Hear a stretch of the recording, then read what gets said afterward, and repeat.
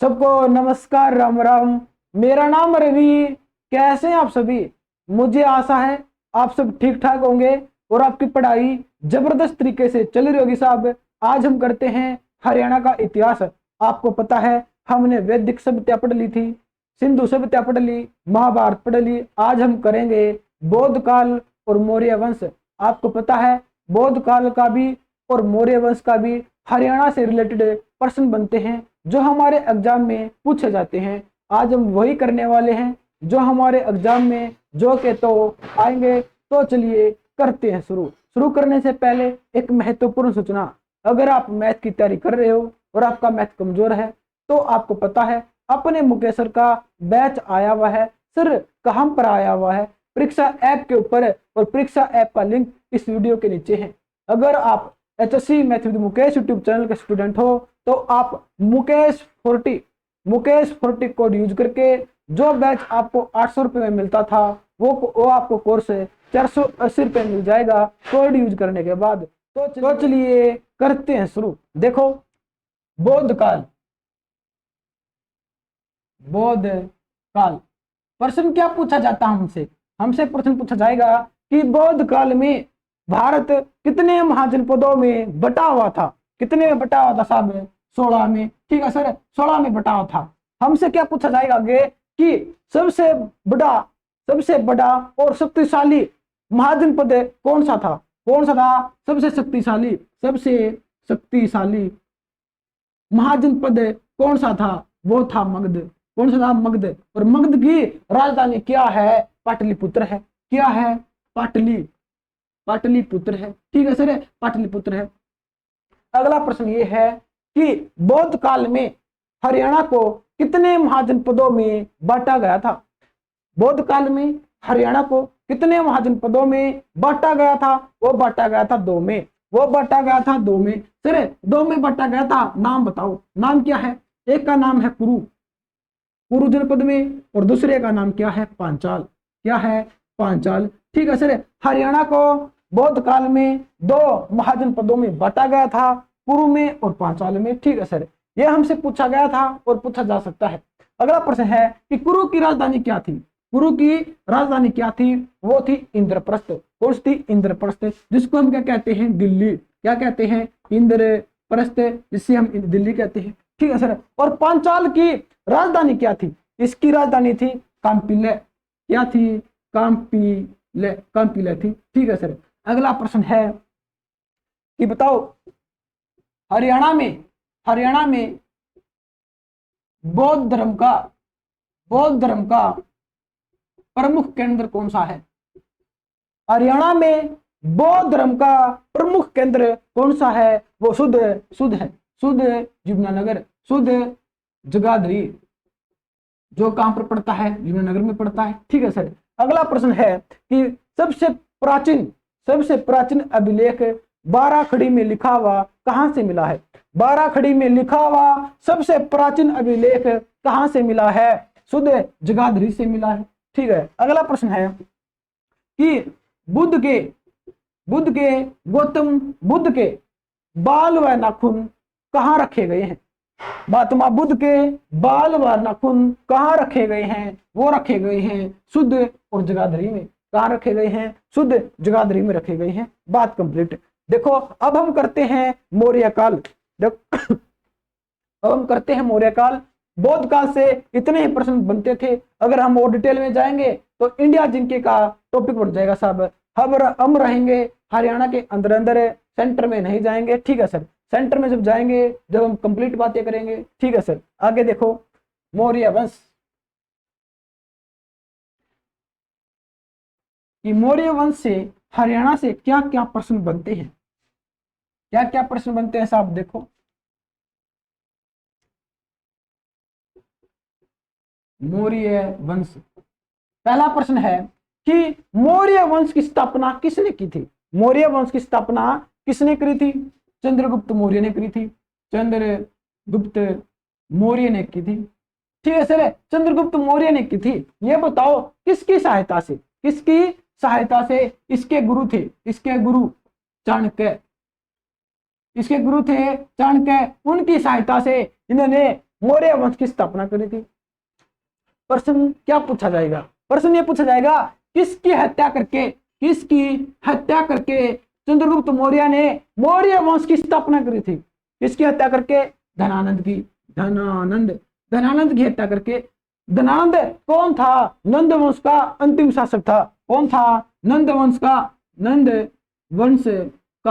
अंतिम शासक कौन था? धनानंद था। ठीक है सर। अगला प्रश्न क्या है कि चाणक्य का दूसरा नाम क्या है? चाणक्य का दूसरा नाम क्या है? कौटिल्य है, विष्णुगुप्त है।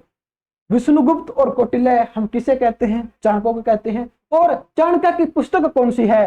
चाणक्य की पुस्तक पूछी जाती है। पुस्तक कौन सी है? वो अर्थशास्त्र है। कौन सी है? अर्थशास्त्र है। ठीक है सर। चंद्रगुप्त मौर्य ने मौर्य वंश की स्थापना कब की? 323 ईसा पूर्व की। 323 ईसा पूर्व की। ठीक है सर। 323 में चंद्रगुप्त राजा बन गया। और कब तक रहा? देखो यहां लिख देता हूं मैं, चंद्रगुप्त मौर्य राजा कब बना? 323 में। कब तक रहा? 298 तक। कौन रहा? 323 से लेकर 298 तक गद्दी पर कौन बैठा रहा? चंद्रगुप्त मौर्य। इसके बाद कौन बैठा? इसका पुत्र चंद्रगुप्त का पुत्र कौन था? बिंदुसार। कौन था? बिंदुसार राजा कब से लेकर कब तक रहा? 298 से लेकर 273 ईसा पूर्व। ठीक है सर। बिंदुसार के बाद गद्दी पर कौन बैठा? इसका पुत्र कौन? अशोक। कौन? अशोक। ठीक है सर। महान अशोक गद्दी पर कब बैठा? 273 से लेकर 232 तक। ठीक है सर। प्रश्न यहां से क्या बनता है हरियाणा में? प्रश्न यह बनेगा कि हरियाणा मौर्य वंश के अधीन कब से लेकर कब तक रहा? हरियाणा मौर्य वंश के अधीन कब से लेकर कब तक रहा? वो रहा 323 से लेकर 232 तक। 232 तक हरियाणा मौर्य वंश के अधीन रहा। ठीक है सर। अशोक के बाद भी कई राजा बने थे, लेकिन वो इतनी इंपॉर्टेंट नहीं है जितने इंपॉर्टेंट चंद्रगुप्त मौर्य है, बिंदुसार है, अशोक है। ठीक है सर। प्रश्न अब ये क्या बनता है? बिंदुसार का उपनाम क्या है साहब? उपनाम अगर आपसे पूछा जाए बिंदुसार का उपनाम बताओ। उपनाम क्या है? अमित्रघात। अमित्रघात किसका उपनाम है? बिंदुसार का है। सर ये बताओ ये मित्रघात होता क्या है? मित्रघात होता क्या है? इसका मतलब है शत्रुओं का नाश करने वाला कौन है? बिंदुसार है। ठीक है सर। और वायु पुराण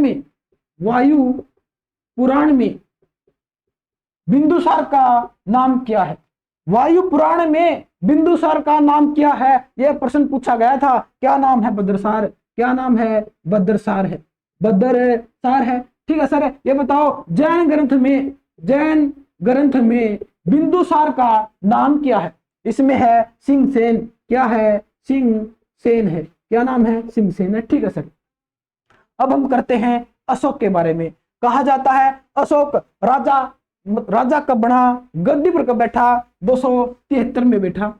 कहा जाता है कि अशोक अपने 99 भाइयों की हत्या करके गद्दी पर बैठा था। अपने 99 भाइयों की हत्या करके अशोक गद्दी पर बैठा था। कब? 273 में। और इसने अपना राज्य अभिषेक कब करवाया? गद्दी पर तो बैठा 273 में। ठीक बात है। पूछा यह जाएगा कि अशोक ने अभिषेक कब करवाया? वह करवाया 4 वर्ष के बाद। गद्दी पर बैठने के 4 वर्ष के बाद, कहने का मतलब है 269 ईसा पूर्व में अभिषेक करवाया। कब करवाया? 269 में, 4 वर्ष के बाद। ठीक है सर। अगला प्रश्न क्या पूछा जाएगा? अगला प्रश्न है मोस्ट इंपॉर्टेंट है कि अशोक गद्दी पर बैठने के बाद 4 वर्ष के बाद तो राजा अभिषेक करवा लिया। राजा अभिषेक करवाने के बाद कलिंग पर आक्रमण कब किया? अभिषेक के 8वें वर्ष बाद। कहने का मतलब है 9वें वर्ष। कहने का मतलब है 9वें वर्ष आक्रमण किया। किस पर? कलिंग पर, कलिंग कहां पर है, उड़ीसा में है, तो कलिंग पर आक्रमण करके अशोक जीत गए थे। और कहा जाता है कलिंग की विजय का वर्णन किस अभिलेख में मिलता है, किस अभिलेख में मिलता है, 13वें अभिलेख में मिलता है, 13वें अभिलेख में मिलता है। ठीक है सर, देखो मैं दोबारा रिपीट करवा देता हूं, इंपॉर्टेंट प्रश्न है। कहा जाता है अशोक गद्दी पर कब बैठा, 273 में गद्दी पर बैठा, और 99 भाइयों की हत्या करके अशोक गद्दी पर बैठा था। ठीक है सर, और गद्दी पर बैठने के 4 साल बाद, गद्दी पर बैठने के 4 साल बाद इसने अपना राज्य अभिषेक करवाया था। कब, 269 में अपना राज्य अभिषेक करवाया था। ठीक है सर, राज्य अभिषेक करवाने के 8 वर्ष बाद, 8 वर्ष बाद कहने का मतलब है 9वें वर्ष कलिंग पर आक्रमण कर दिया, कलिंग पर आक्रमण कर दिया और कलिंग पर विजय प्राप्त कर ली, और विजय प्राप्त कर ली। और पूछा जाएगा कि कलिंग पर विजय प्राप्त कर ली अशोक ने, इस बात की जानकारी कौन सा अभिलेख देता है, 13वां अभिलेख देता है। बात खत्म। ठीक है सर, हमें आपकी बात समझ में आ गई है। अगला प्रश्न क्या बनता है, अगला प्रश्न देखो, अगला प्रश्न बनेगा कि हरियाणा के इतिहास की जानकारी, हरियाणा के इतिहास की जानकारी कौन सा अभिलेख देता है, वो देता है टोपरा, वो देता है टोपरा अभिलेख। हरियाणा के इतिहास की जानकारी कौन सा अभिलेख देता है, वो देता है टोपरा। सर ये बताओ टोपरा अभिलेख कहां से मिला है, कहां से मिला है, टोपरा ही जगह है, टोपरा अभिलेख है, टोपरा ही जगह है। कहां पर है, यमुनानगर के अंदर। कहां पर है, यमुनानगर के अंदर। पहले टोपरा अंबाला के अंदर आता था, लेकिन वर्तमान में टोपरा कहां आता है, यमुनानगर के अंदर आता है। टोपरा अभिलेख कहां से मिला, यमुनानगर से मिला। हरियाणा के इतिहास की जानकारी कौन सा अभिलेख देता है, टोपरा अभिलेख देता है। प्रश्न क्या बनेगा, प्रश्न क्या बनेगा कि टोपरा अभिलेख को यमुनानगर से उठाकर दिल्ली कौन लेकर गया, दिल्ली कौन लेकर गया, वो लेकर गया फिरोज शाह तुगलक, फिरोज शाह तुगलक लेकर गए। कौन लेकर गए, फिरोज शाह तुगलक लेकर गए। ठीक है सर, अगला प्रश्न क्या है, अगला प्रश्न देखो, हमने बात तो कर ली थी कि हरियाणा मौर्यों के अधीन कब से लेकर कब तक रहा, 323 से लेकर 232 तक रहा। ठीक है सर, आगे हम करते हैं, पहले इसका स्क्रीनशॉट ले लो साहब। ठीक है सर, ले लिया है, देखो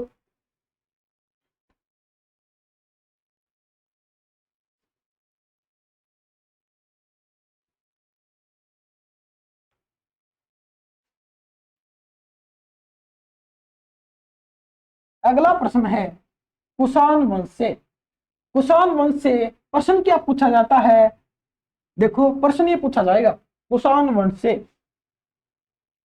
कुषाण वंश से प्रश्न क्या पूछा जाता है, प्रश्न ये पूछा जाता है कि भारत में कुषाण वंश के लोगों ने, कुषाण वंश के राजाओं ने सोने और तांबे के सिक्के चलाए। भारत के अंदर कुषाण वंश के राजाओं ने कौन से सिक्के चलाए, सोने और तांबे के सिक्के चलाए। ठीक है सर, प्रश्न पहला ये बन गया। हरियाणा के एग्जाम में प्रश्न क्या पूछा जाएगा, प्रश्न क्या पूछा जाएगा, कुषाण कालीन सिक्के, कुषाण कालीन सिक्के कहां से मिले, कुषाण कालीन सिक्के हमें कहां से मिले, वो मिले कहां से साहब, मित्ताथल कहां पर है, भिवानी के अंदर है, यहां से मिले। बस यह प्रश्न बार बार रिपीट होता है, हर बार होता है कि कुषाण कालीन सिक्के हमें कहां से मिले हैं, कहां से मिले हैं, मित्ताथल भिवानी से मिले हैं। ठीक है सर, अगला प्रश्न है गुप्तकालीन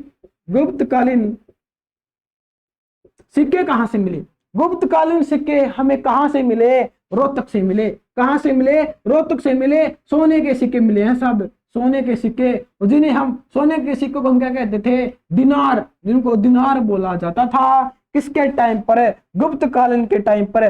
गुप्तकालीन के सिक्के कहां से मिले हैं, रोहतक से मिले हैं। सोने के सिक्के मिले हैं जिन्हें दिनार कहा जाता था। देखो कुषाण वंश के बाद हमने कर लिया गुप्तकालीन, और इसके बाद किसका वर्णन आएगा, इसके बाद आएगा वर्धन वंश का। किसका, वर्धन वंश का, जिसको हम क्या कहते हैं, कुशैभूति वंश, कुशैभूति वंश, कुशैभूति वंश। इसके बारे में हम अगली वीडियो में चर्चा करेंगे। ठीक है सर, आज के लिए इतना ही। अगर आपको हमारी वीडियो अच्छी लगे लाइक करो, कमेंट करो, शेयर करो और HSC math with Mukesh YouTube channel को कर दो सब्सक्राइब। और तब तक के लिए धन्यवाद।